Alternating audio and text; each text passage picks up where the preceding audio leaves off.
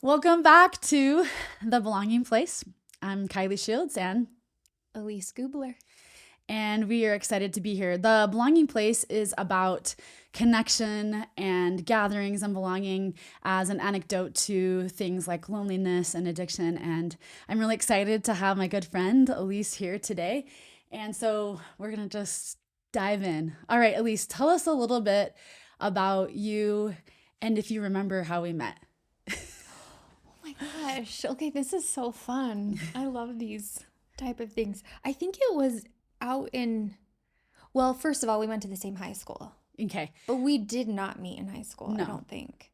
But your brother, Grant, was like my friend because we went to school together. So that was a sad day as he's, now passed. And anyways, I love Grant. So it's funny because I almost feel like that is a connection point, even though we still didn't meet Yeah. through Grant Well, passing. and you're one of my only friends that knows anything about my brother because I grew up in Oregon the majority of my life, and yeah. so most of my friends aren't Yeah. around or that I'm stayed friends To with. know So this him. is also really precious to me about you. Grant was sunshine. Yeah. He still is sunshine Yeah. on the other side. Okay, but outside of Grant's sunshine connecting us, I think it was in Boston. Okay. There was like a singles conference happening. This will be embarrassing if you were like, I wasn't in Boston at this time, but I swear you were. Fall 2015. Or were you just maybe visiting also too for the I singles might have conference? been visiting.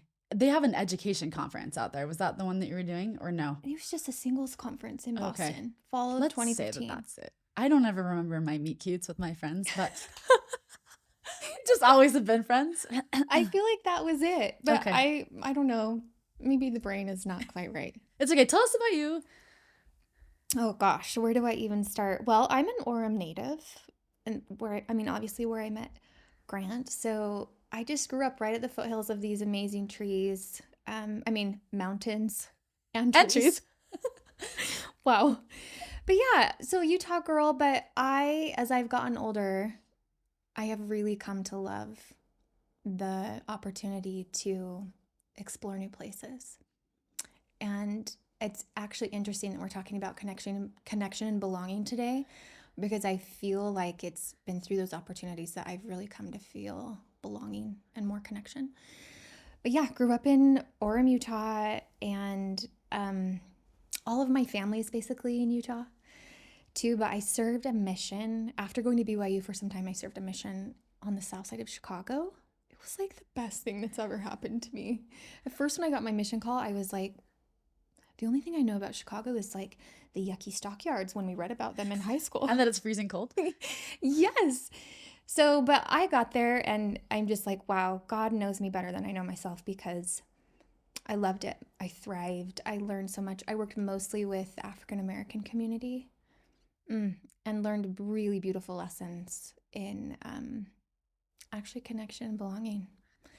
So I came home from my mission at the end of 2008, just a completely new soul, but kind of had a little bit of a crisis because I only had one semester left at BYU. And I was like, can I redo all of these 4 years? Because Can I have a do-over? yeah, but I'm like, that doesn't make sense to do these 4 years over. But yeah, I mean, in God's grace and love, he helped guide and direct my path, to going on to DC. I did a little internship there. My minor was gerontology.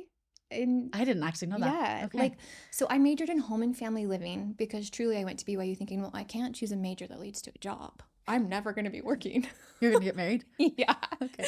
I'm going to be getting married while I'm here at BYU.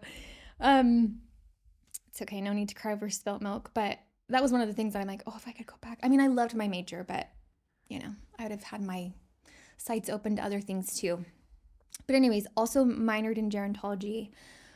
Before I graduated, I went to DC to do an internship with the Alzheimer's Association Public Policy Office.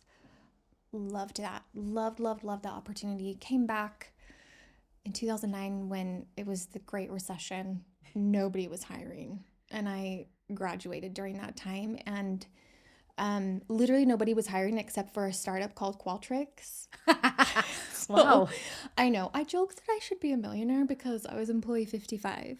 Okay. Wow. I I also know. didn't know that about you. I loved it. I helped open the academic market, and really the early days of Qualtrics, they're still like family. But yeah, I have a very non-linear career path after my graduation at BYU. After some time at Qualtrics, oh, I forgot to add, because Qualtrics was only hiring part-time, again, downturn of the economy, that's all they were doing when I graduated. So I'm like, oh, if this is only part-time, I'm also gonna go learn how to cut hair. Like, might as well magnify this time. And so people were like, cosmetology school after BYU. I was like, yes, why not? So Why not? went to go learn that, and yeah, after some time at Qualtrics, finished up hair school. Then I was recruited to work for the Church of Jesus Christ of Latter-day Saints, which I was like, oh, this is so interesting. And they wanted to recruit me into the real estate arm of the church, and I was like, I don't have real estate experience. And they're like, that's okay, we'll train you. Anyways, that got me to working for the church, and through a lot of different experiences there. I was there for 8.5 years. My favorite was probably working in public relations and digital Because you marketing. had multiple jobs in that 8 years. Yeah. I worked in church administration. So I actually got to work really closely with some of the brethren and their wives, especially their wives, which was such a joy. I learned so much from those women. And then, yeah, moved on into public relations for the church and digital marketing, which was also just had some really sacred opportunities working for the church. It was also, I think, presented some of my greatest challenges I remember too. that as a friend. Yes. I remember people thinking from the outside, oh, you must love this job. This is the best job in the world. And I remember you as a close friend saying, this is a really hard job. It's really hard. And you were like on all the time, it seemed like. You were like a 24 Mm-hmm. hour access, which I think Yeah. would be hard as well. Yeah. Yeah. So it was such a good learning and growth opportunity for me. A lot of people joke that if you go to work for the church, that you need to have like 2 testimonies, like double the testimony. I believe that. It makes me smile because truly, actually, because of some of my challenging experiences there, it actually strengthened my testimony in a way where I think I learned that we're all just trying to figure it out. Yeah. We're all children of God, imperfect humans, and He lets us try to figure it out. He lets us make mistakes, but sometimes we're not very gracious with ourselves and our own mistakes or other people's. And so while I was there, some of these challenging opportunities in working with other humans and how they view how things should be done, and the learning process, the working process, it was a testimony builder to me that my testimony is in the Savior Jesus Christ. Not in Yeah. people. Not in Yeah. people. And not in rules and regulations. Not in rules, regulations. And, his church is a vehicle that I do believe holds his priesthood keys for us to make covenants and for us to find connection and belonging right in our wards and stakes. But it's imperfect, and that's okay. Yeah. Because we're constantly learning and growing. I love that. And one of the things I want to stop and just because you kind of gloss through it is you don't have a digital marketing degree, No. right? Mm-mm. So I find one of the reasons I love you as a friend, but one of the reasons I wanted you on the podcast is I love your journey. I actually love the wandering in the wilderness because you know this about me, but I wandered in the wilderness for a long time before I figured out what I want to be. And I've been that for 15 years now. And I now don't know what I want to be again in my life. I mean, I love what I do, but I'm looking forward to sort of new beginnings here in the future. And you just did a lot of wandering, and along the way, and I think this is, if we look at Christ and we look at the scriptures, along the way, lots of miracles happened on the way to other miracles, right? Yeah. I see your journey as watching you as a friend, kind of wandering from one job to the next, but all the miracles and all the blessings and challenges, but those challenges lead to more miracles and blessings, right? Has been really, really inspiring. So as you're working in the church without this degree, it's a high learning curve, I'm guessing, as well. Yeah, it's interesting because like once I was in one thing, um, I really, I grew up with a dad who taught me when a door becomes open to you, explore it. Yeah. Love Explore that. the reasons why that door may be opening and do all you can to step into it. If it's something that you may want to do or could be the next right thing. And if it closes, it's not meant for you, but to do all you can to explore some open doors that may come about. And it was just interesting with every new opportunity. It was like a door was opened to me. And each door was actually kind of a little different, right? And so while it does feel a little bit like wandering, it was also very divine. Guided. Yeah. Guided. Yes, that's the best word. It was also guided in so many ways too. So, yeah, the learning curve with each, I mean, again, when I was recruited to work for the church to be a real estate analyst, I didn't know. I'm learning so many things about you. I didn't know that. I've never worked in real estate. Now, I had a father that did, was involved in land development. And I've got a brother that got his master's degree in real estate and does that. So I grew up around it a little bit, but I didn't know anything about it. But again, it was a door that opened to me. And so I went through it and it ended up being the right door. And then I learned Yeah. on the job.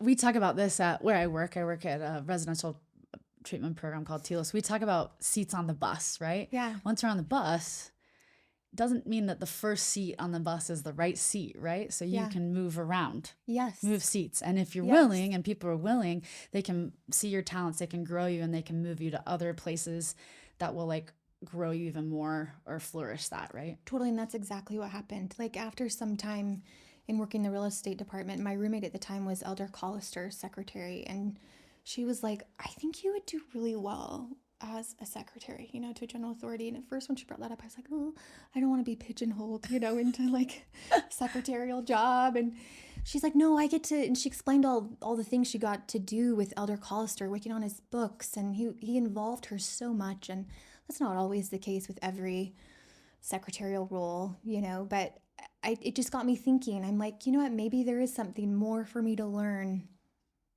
in another open door. And so I took it and I got it and I learned even more. That's also when I started to experience more challenges too, where I'm like, wow. And I really grew through that too. I think sometimes we think that our joy comes from just the easiness Yeah.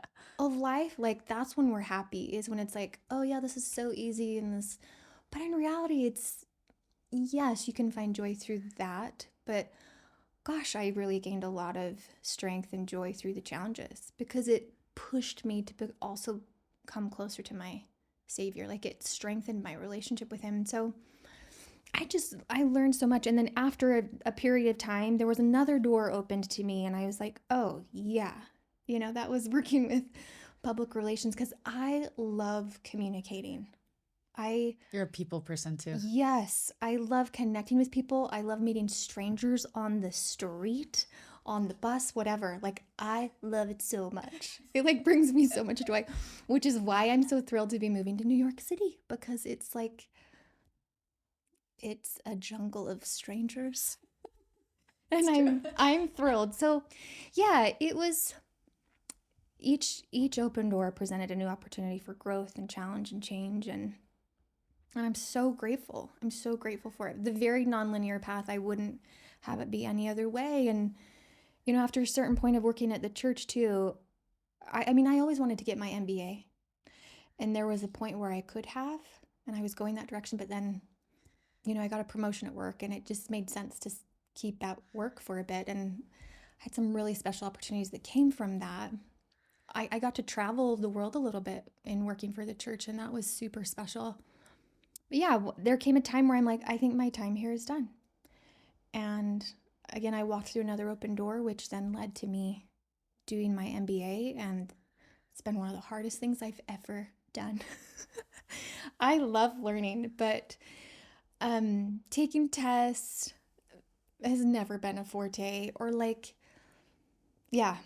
See, there's some people that really excel in school. Yeah, I'm with you. I really excel in learning. Me too. But the I don't, what do we call those? The like all the things, like you said, the Yes. tests, the studying, the repetition, I mean, I have ADHD, so that's also part of my problem, but all those things make the learning experience hard, right? Yes. Like Grad school is very hard for me. I, When people say, did you love grad school? I'm like, no, not at all. I would never have gone to grad school except for my path was like, I guess I'm doing the next thing. I'm with you. I didn't necessarily think that I was going to get married. I wasn't one of those girls who was like, I wanted to, but I wasn't sort of like, I'm getting married after my mission. But I yeah. didn't think that I would have a career. Yeah. I thought I would work for a while and then get married and have kids. So I was shocked when I was like, I guess I'm going to grad school. But yeah. Yeah.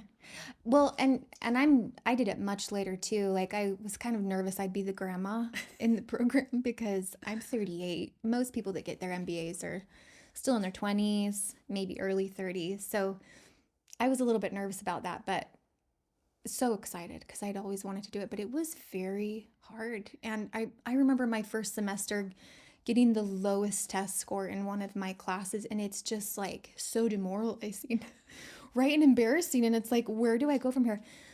But again, with MBA school, I mean, God's grace is so miraculous. And the angels that He sends, people to help you in your program, outside of your program, and just His power alone, like, I really experienced again the grace of God in helping you to become more than you could on your own Love that. and still be able to succeed even though you may not be the top of your class. And who, my dad always said, C's get degrees, which I love because I was so studious. And who cares about that in the long run? Like, who's going to care that no one would even know unless you said, right? I got the Yeah. lowest grade. I know maybe I shouldn't have said anything. But People just thought I was like an amazing student. but like, I truly believe this, that like everybody is on their own path, right? Comparison is the thief of joy. So you step on the path and you walk your path, right? And maybe Yeah. you're not the smartest person in the class, but the information you're gleaning to take on the next part of your journey is what's really important, right? Yeah. Yeah. So where did that lead you? Well, my MBA again opened doors for me that wouldn't have been opened otherwise. So after my first, well, it was during my first year, I guess my second semester of my first year. So this would have been winter semester of 2023. I had heard that there was a spot for me to go to Italy for my fall semester of 2023. And I didn't think that was going to be possible. I had actually had expressed interest my first semester, went and talked to the office, and they're like, "You're 8 on a wait list." And I was like, "Cool, I'm not going." But it was a fun thought. And people dropped out. I did not expect that to happen, but so when they came to me and said, "There's a spot for you now," I was like, "Oh, yeah, count me in." Like there was just no question. I didn't really know how that would completely work out or look like, but I just knew it was an opportunity I didn't want to pass up. Again, because earlier in my life, I had learned how powerful experiences outside of your comfort zone are. Yeah. And outside of your home base. And so I was thrilled. So yeah, I studied in Italy, in Milan, Italy at Bocconi University. Which is awesome. Yeah, it was so cool. It was also very lonely. And that was something I wasn't expecting. I went with 3 other students. 2 were married. There was one other classmate who was single, and we actually lived right next door to each other in this new student housing. But she decided to like do it at the end of her, because she was a year above me in the MBA, so she didn't really have to take a lot of classes, and so she did it right, where she like just traveled a lot and really maximized, on her time there, which was so awesome. But as that and just some other things, like you're basically kind of doing class on your own and kind of living alone in some ways. And In a country where we don't speak the language. yeah, I didn't speak Italian. I know a little bit. It's similar to Spanish. But it's words. I don't speak it. So I really like relished in this opportunity to learn from others of a different culture and eat their amazing food, because we all know the food in Italy is like hands down the best. But it was also very lonely. Like even actually, and it was it was good for me to experience this and now have empathy for people that are in a foreign place, can't speak the same language. I mean, because I was going to church every Sunday, but church is in Italian, right? Like, so most of the time I'm on my gospel library app in English. And so there's still an element of disconnection when you can't converse freely with other people. But I will tell you, in this semi-quasi time of loneliness too, it helped me to learn how to be more comfortable with myself. Yeah. Because again, I'm more of a people person, more of an extrovert. And so that's another valuable lesson that I'm so grateful for, because truly now I'm more comfortable with just alone Elise time, Elise and God time. Yeah, let's pause for a second because we have a mutual friend, Kristen, and she was on the podcast a few episodes ago. Okay. And she went to the small leprosy island Yes. in Hawaii, and she talked about isolation Mm-hmm. and like the outcroppings of that. So, is there anything in particular that you feel like you learned from maybe the absence of having your original like belonging place or your friends? Mm-hmm. Is there anything that you feel like you kind of said your relationship with God and your relationship with yourself? Is there anything that stuck out to you? You know, I'll also add, it did push me to get out of my comfort zone even more. I mean, I said I love meeting strangers, and I totally do. But again, when you have a language barrier, there's only so far sometimes you can go with strangers that may not speak your language. So, I mean, most people spoke English, but I did come to gain a very dear friend from India. Like, we became besties. And she's Hindu.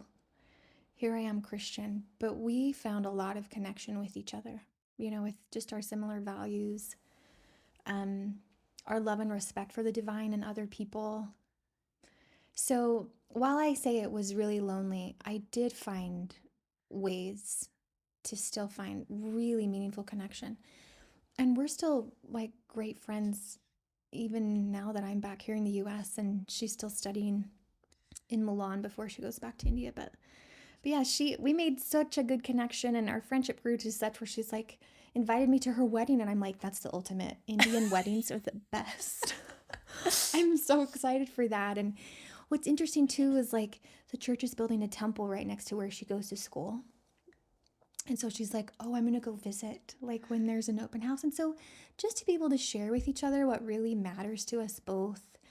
And you know, that was just one person, right? But even with just that one person, the connection found there and belonging like really did fill a void. So I learned too that you don't need a plethora of humans around you sometimes to find meaningful connection and to feel that belonging. So that's probably another thing I learned. Yeah, I think a lot of people initially, when I tell them about this podcast, they think of like gathering places as big groups or like, and we do talk about that on here, but really belonging and connection can be as small as one, right? And small groups, it can be nature, it can be music. There's a lot of places that people find belonging that aren't really other people, right? It's really, it's an expansive topic to talk about. Okay, so you're in Milan and you're studying, which by the way, you shared some beautiful Instagram posts. And one of the things I really love about you, Elise, is that I don't think you never talk about the real things in life, but you definitely shine a light on good and gratitude. You are just, speaking of sunshine, just sunshine. You would never really know that you were having a hard time in Italy because of all the things you chose to share and how much fun and laughter and just silly, eating the pizza and the places that you like to eat along the way and introducing us to, just places that you loved and stuff. So this is one of the things I really love about you. Okay, so you're in Milan and then you come back to BYU. Yeah. And you take an internship? Is this the next?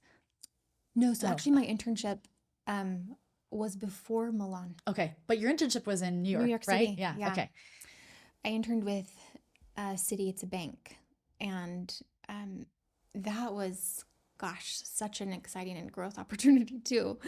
Was this the first time you had lived in New York? I've been in New York. Okay. I mean, I had been to New York before, but this was my first time living there. Because that's an experience. Yeah, but it felt like 100% me. every day I was like, this is where I need to be. So, but some good challenges there too, actually. I loved my internship, but there were some equal like learning growth opportunities where I was like, whoa, how do I handle this challenge? And I learned, and again, I love how God teaches us growth and joy through trials too, not just the things that are easy, but yeah, had my first New York living experience there, went to Italy. It's actually when I was in Italy though when I got my job offer to go back to New York City. It will be with a different bank, Bank of America. I'll be doing the HR leadership rotation program, which again, back to my nonlinear path, I've never studied HR in my life. But Because what path are you on in your MBA? HR. Oh, okay. Yeah. But what I do love about certain elements of HR, again, is the people development Right. and the connection there. So I did my internship at City in learning and development, and it's all about training and helping people to become leaders. So I love that stuff. So I'm really hoping that when I start my job in New York, come this summer at Bank of America, that I'll have a rotation in that area again. I don't know right now where I'll be working, because how it works is I'm in it for 2 years. For a year, I'm working in one area of HR, and then the next year another area, but I have no idea right now Okay. So what you those were areas are. hoping learning and development, but you don't know. Yeah. Okay. Or something like recruiting, again, very people-facing type things, but there's also things part of HR like The compensation paperwork and side. benefits Yeah. that I'm like, I'd be okay. Discipline action. Yeah, I'd be okay These are the without things that having most a people think about rotation. when they think about HR, because that's Yeah. that's how they work with HR, right? Yeah. I know. It's funny. Some people that know me, especially my dad, he's like, HR? Really? You want to? And I'm like, there's parts about it that I love. So, anyways, it will be super interesting. But yeah, after Italy, coming back to my semester at BYU, I learned a really good lesson on learning how to say no. Oh Tell my me more. gosh. Well, I knew I would be so busy with preparing to move to New York City because I have 38 years worth of things here from living in Utah. And I can't take all of those things with me to New York Because you're City. going to go live in a closet. Yeah, well, actually, it's not that bad. Oh, I found a okay. place with a loft, Oh, a room wow. and a loft. Posh. Come and stay with me. Okay, done. So it's a little bit, and not for $1 million. Like, so I'm feeling really blessed that way too. I found a great spot. But yeah, it's still New York City, and I'm not living in a penthouse to hold everything. So I've got to You have get to rid pare of it. down. Yeah, but when I came back, I was like, okay, there's no need to move into my home. I'm just going to plop all the things down and work on it as I go. I learned a lesson too that clutter is not good for the mental state. Yeah. And so I've been living in a moving situation with boxes everywhere, and then I've also, this is my first time living by myself without roommates. And then I also decided to take 17.5 credits of, that's a lot. And Kylee, I didn't even need to take that many. It's just you just added on. I said yes to people that approached me to say, will you do this? And will you take this class? And while those things that I said yes to are good, Too many. too much. Yeah. To where I'm like, my bandwidth was stretched so thin. Also, I've talked about this with you. I'm preparing to speak at BYU's women's conference. It'll be such an honor, but that's also been on my plate, and serving on that committee, it's almost like another class. And so And then relationships of all kinds to Yes. maintain. Yes, maintaining relationships. I put too much on my plate, and very quickly into this semester, I was like, oh, I'm not really doing anything well. And it became really overwhelming. And so it was interesting, I think, probably for the first time. I mean, because I've dealt with stressful situations, I have felt overwhelmed before, but this was so different. Like the cocktail of living in a mess and living alone and having too much on my plate. I was like, I don't think I've ever experienced anything like this before. So I learned, and I'm grateful again for this lesson to be learned now, so that when it comes again in the future, I'm better equipped to learn how to say no. I learned about the power of saying no so that I can do what's really most important and needed so that I can do that well. Yeah. It's so interesting that you say that. I have this funny story that I tell people sometimes about grad school. I love boundaries. And even before I became a therapist, I was very like, everything goes in these boxes, right? And this is school and this is church and this is, and I was in grad school and all the walls just melt down because you're just in Yeah. school all the time. And so everything is school. And I was so stressed. And I was down in Arizona again. I had a few family, but away from my family and a very different culture in grad school, very high drinking culture at ASU. So Mm, that's what everyone did. And I don't drink. yeah. And while I would try to hang out, anyway, there was a lot of frustration. I called my dad who has 8 kids, who had a son die while he was in Mm, school getting his PhD. wow. So like high stress. And I said, Dad, you can give me advice about like how to help me. Yeah. And my dad said, you just eat the elephant one bite at a time.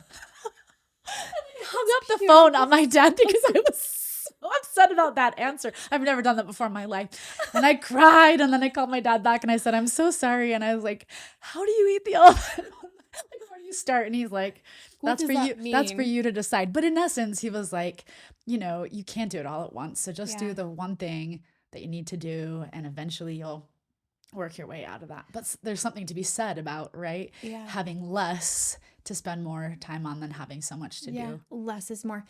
The other thing that I started to do, which actually really started to help me, was every night as I would go to bed, I would tell myself, I can do all things through Christ who strengtheneth me. Because I wanted that to stay in my brain, when I went to Like sleep. a Like, mantra. Yeah, I love that. yes. And it literally did help me. Just remembering I can do all things because heaven knows that everyone is battling and struggling with something, whether it's overwhelm or something else. I mean, that's part of life. And I am I am not overwhelmed or overburdened more than anybody else to a degree, right? So yeah, but it was a good personal lesson for me to realize I can only handle so much, and that's okay. Yeah. I wish I had a superpower to be able to manage so many things all at once, and some people can. And I would actually love to, like you, when you were like, Dad, how do I do this? There's a part of me that I have started to ask people, how do you do that? Because it was But there's a really a cost, challenge for right? Like me. this is the thing that I don't know that we talk enough about. We have a society where it's like work hard and get the money and do the Yeah, thing. And like the cost for that is usually where? yeah, It's usually in our relationships. It's right. usually in our connection, right? Hmm. I, not always, but usually like when we take on more, everything else suffers Hmm. because we're trying to be everything for everybody instead of something for somebody, right? Totally. Hmm. And now here we are. Here we I are. had my last day of class this last week. Got 2 more finals to go in a paper, and then I'll graduate this coming Friday. And then we're heading to New York City, yeah? Yeah, Well, you have a I've got a little bit of downtime. I mean, May will be really busy with moving. I'm gonna head to Virginia for a little bit to support someone with their graduation, also graduating with their MBA out in Virginia, and I'm excited for that. And then I'll have June to be with the family, and then I'll race off to New York City. It was so crazy buying my one-way ticket to New York. I was like, oh, this is not just a trip. Like, I've always just done trips to places and I'm back. Like, it's round trip.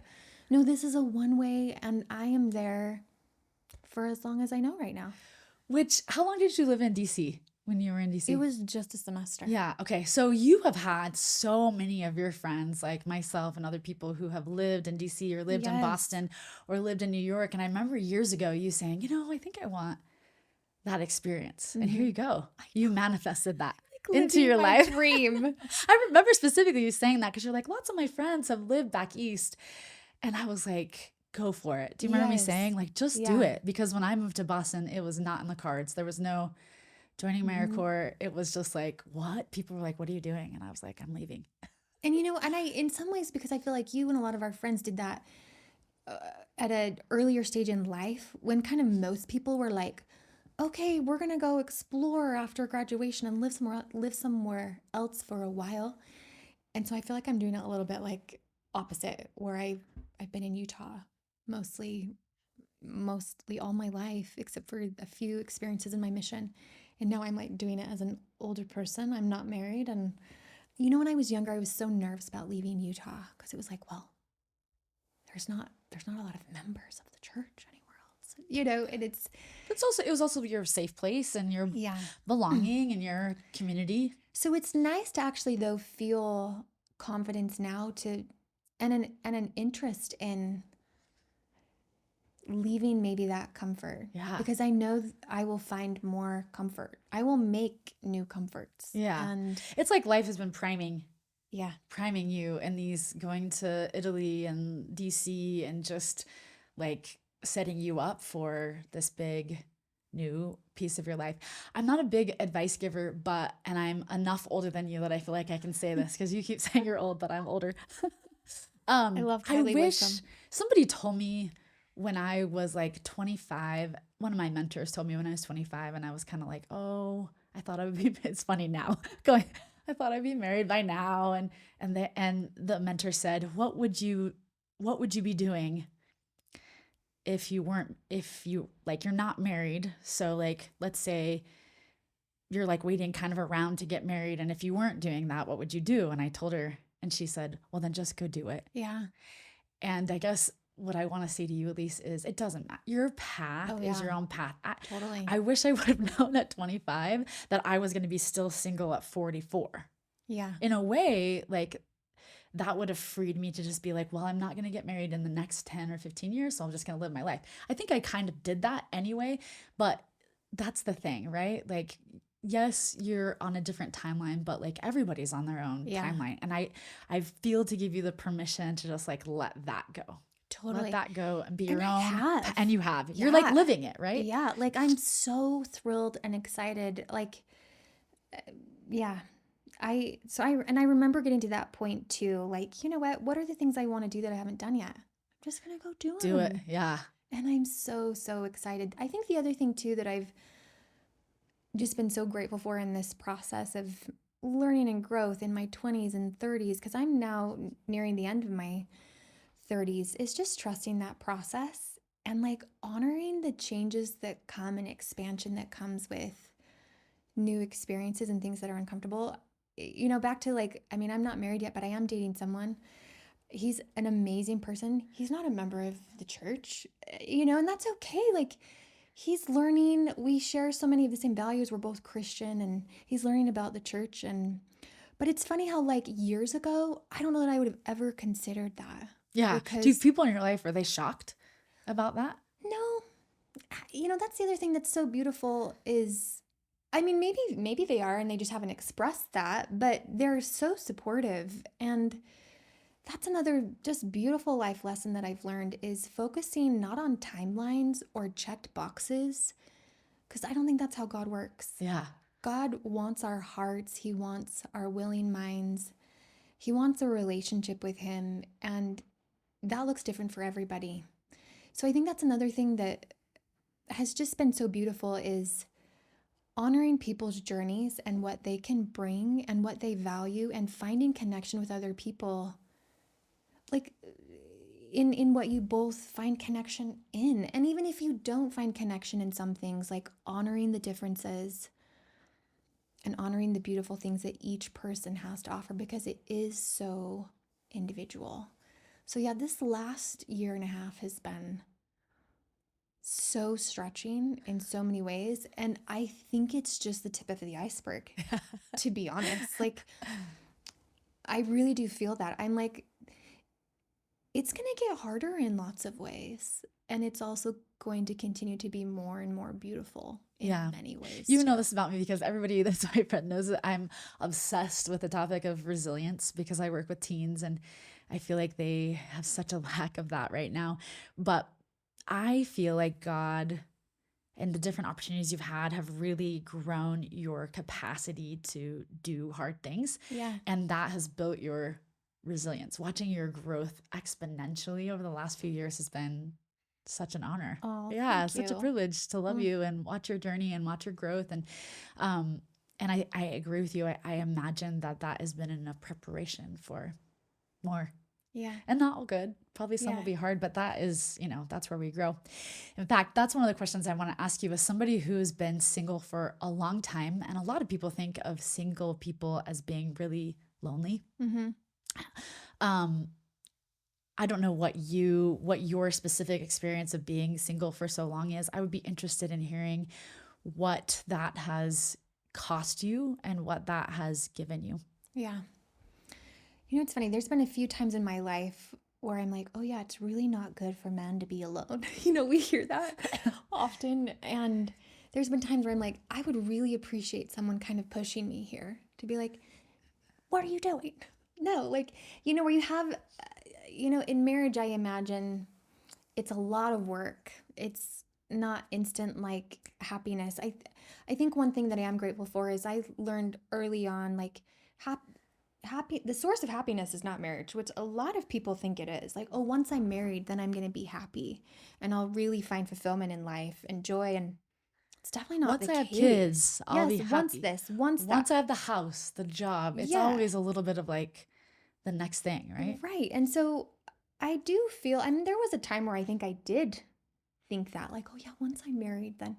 But just through life's experiences, I've learned, and through wise mentors and teachers and learning from other people's experiences, I've learned, oh no, you create the joy in And your. watching our friends, right? Yeah, Watching our friends get yeah, married and get divorced and get married again, yes. or Like what really matters is you're creating joy yourself. And I mean, with other people, but not being dependent on other people for your joy and fulfillment. And you really can find a lot of joy and fulfillment.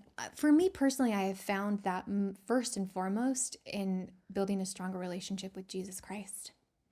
And I've really gained a lot of help by going to the temple. When President Nelson recently talked about that in General Conference, about nothing will bring you, X, Y, and Z, he listed a lot of things from strength through trials, through joy, through whatever. And I was just like, yes, I've experienced that. Yes, I've experienced that. It's just, and that's one thing I'm actually really sad about moving to Manhattan is the temple will be closed for 3 years. oh wow. Yeah. And when I was there last summer, I could walk 10 minutes and I was like, this is the sweetest still. I'm living in New York City, but it feels like I'm in Utah with the proximity of the temple to me. But yeah, it will be, the closest one will be in Philadelphia. There's also one in Connecticut, but it will be easier to get to Philadelphia. So because over the last 2 years, I've really built a new relationship with the temple and my relationship with Christ there. It's going to be hard for me to be without that because I've learned how much strength as a single person comes through relationship fulfillment there with Christ. And anyway, I feel like I've gotten off tangent from the original question, but yeah, I've really learned, and it's funny because I definitely feel like this is my plan A. Like when I look back now and I'm like imagining if I would have gotten married at 20 or 21 when I thought it would happen, because literally that's when all the women in my life got married. And so I just thought, oh yeah, every girl gets married at 20 or 21. That's all I knew or observed. It's funny when I look back and think on that. I mean, had that been the right thing? Wonderful, beautiful, joyful, yes. But my life has been no less beautiful, joyful, wonderful. Right. Because I don't have a spouse or children. And I'm so grateful. I'm so grateful. Again, God knows me better than I know myself. Can I add to that? I wrote a book years ago about singles and LDS singles. And one of the chapters is called Building the Kingdom. And one of my beliefs was that we find joy and happiness when we're building the kingdom, when we're producing is what I call it. Like lots of people are consumers. Some people are producers. I would consider you a producer. You put out energy, you make friends, you are a gathering person.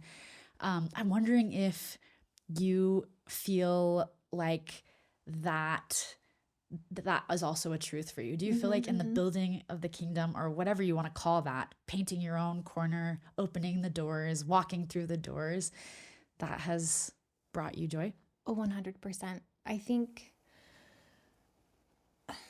I just don't know that there's much we can really gain when we are sitting back and waiting and doing nothing. I think I think the way he creates and the way he has divinely instilled in us too as creators, so you just have to start something, I love that. and it doesn't really matter what it is. Like, just start something, even if you don't know quite what you're doing, you don't know what it's going to look like. And I imagine I'm not an artist. You don't want to see me paint anything. But I imagine for some artists, when they're getting started, that's how it is too. Like, you start with sketching, and maybe that's not the right sketch. You erase it and start a new one. And eventually, like, through trial and or effort and trial or whatever, and the mistakes, it's that process of creating something really beautiful. But it's all just through exploring and starting somewhere, starting something. Yeah. Carol Dweck talks about this growth mindset, right? That if we have a growth mindset, we can fail forward. The Yeah. opportunity, I mean, I'm not a painter either, but I'm a writer. So I relate to this idea of like starting somewhere, whether it's in the middle of the story, at the end of the story, the beginning of the story, but just getting something down and then you can create around that rather than, I think I've shared this before, but Sterling Sill wrote a series of books called Leadership. And one of the quotes that really hit me in his first book, he said, most ideas die en route. Oh, wow. And that people Yeah. want to write a book or they want to write a song or they want to start a podcast or they want to do whatever it is. They want to leave a relationship. They want to, but the ability to do it, Yeah. to take the step, to make it happen Mm-hmm. is challenging, right? Mm-hmm. What do you think? How do you do that? Like in your life, how have you done that? Well, it's funny as you're talking, I'm like, oh my gosh, you know what? Here I am saying, like, oh yeah, you just got to start. But I'm realizing there's been many moments and times where I am deathly afraid to start. And so I procrastinate. And I find all the other things that are a little bit more comfortable to do. And then I'm like pushed to the end. And I'm like, no, you have to focus on this to get it done. So it's interesting because I actually have that question myself. Like, I'm thinking about that's probably an area that I need to seek some mentorship. You probably have some great answers, actually.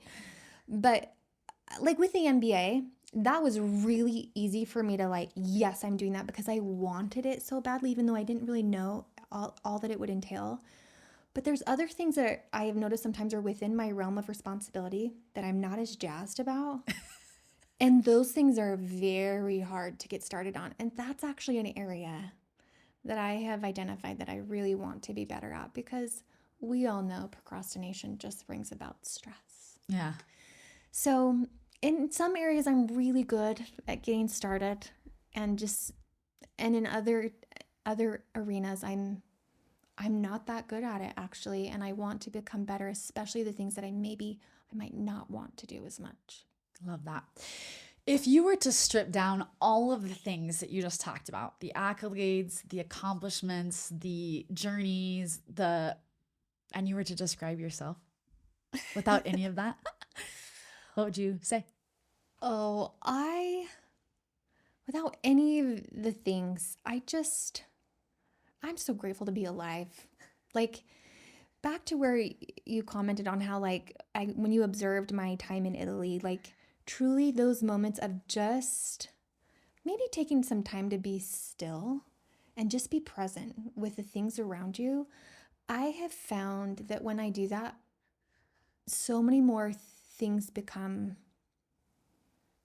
aware to me. I don't know if that's the right way to say that, but like I'm able to see more when I'm just choosing to be present and enjoy and be grateful. So, gosh, I would describe myself as someone that just is an observer and loves to find the joy in the simple. Actually, on my Instagram profile, there's a quote by Marjorie Hinckley that says, the grand and the simple, I don't have this verbatim, dang it, but the grand and the simple both are equally wonderful. And when I read that, I was like, yes, I love that so much because there literally is beauty in everything. If you want to take the time to slow down and see it and just take some time with it. So some people might get annoyed with that too. Actually, if you're ever traveling with me or on a hike, I am constantly like, oh my gosh, I need to take a picture of that. And they're like, how did you even notice that? And I'm like, I don't know, but I just understand and I love it. So, yeah, finding joy in the simple things, the grand and the simple, it's all equally wonderful and joyful. So, I love that. I just have one more question before yeah. we end. Is there anything, when you think about gathering, belonging, connection, just this whole topic, is there anything in particular that you want to make sure you say about that, or thoughts you have about that that you haven't shared? I think if anyone is questioning whether or not they belong or they can find connection, I would just add that regardless of what you're going through, what you're experiencing, where you've been, where you think you may be, or who you may be, there's always a place for you.